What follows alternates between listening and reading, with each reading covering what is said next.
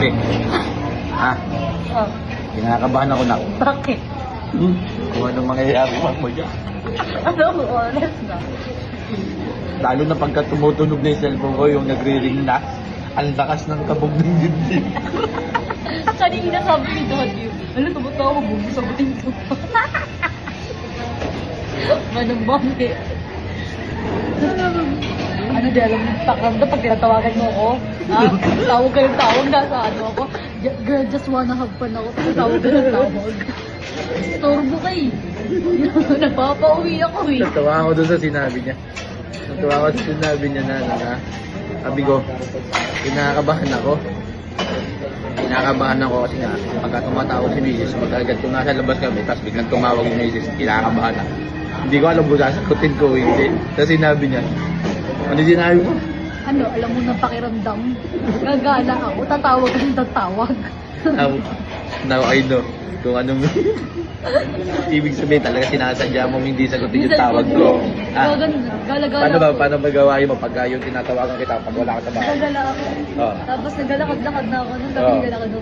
Hindi ako nararamdaman may vibrate. Oo. Pagtingin ko, daddy ko. Sabi ko, look, lalagay ko sa cellphone, sa bag ko. Lumayo ka sa akin, hindi ko mararamdaman yung vibrate. Para di ako natatakot. Kaya nasabi, mana-mana talaga, mana-mana. Ngayon, alam ko na. Tapos sabi Ha? niya, anong oras na, dito tayo umuwi. Nagtay na namin, kinakabahan ako. Alam mo na, yung pakiramdam. Anong oras ka na makakauwi?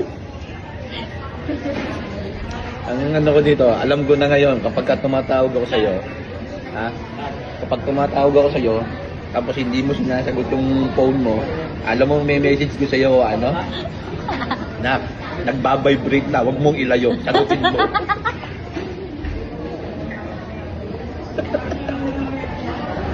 Kanina pa rin ng ring to.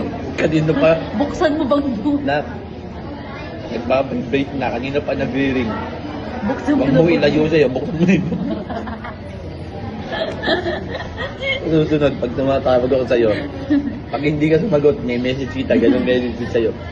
Sa susunod ang tawag ka sa akin. Siguro Sabihin tawag mo, ka, sabihin ka, huwag kang kabahan. Tatanong lang ako. siguro ang tawag ka sa akin mga December. Tawag ka sa akin. Bakit? Para may bala kang puntahan sa December, ha? May gala kami. Ako, bahay kita, tinan mo. Yari ka na sa akin, pag nagtatanong ka. Ano ka? Lalagay ko yung Oh, cellphone ko ano na talaga? bag ko. Lalagay ko yung cellphone na bag ko. Nag-ano ka na, nag-advance ano ka na sa akin, ha? Para alam mo na.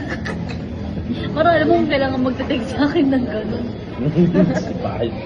Parang kala mo, di araw-araw ginagawa yung ganun, ha?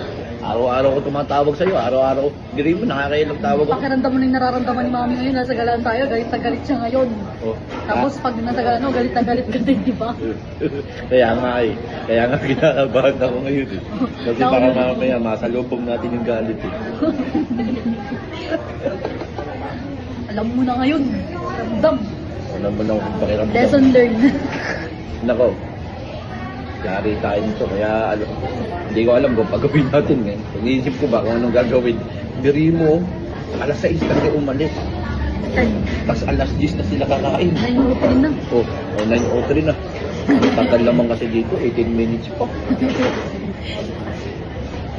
Lalo tayo malilintik ka, patagal ng patagal, painis ng painis yun. Guys, peace offering namin.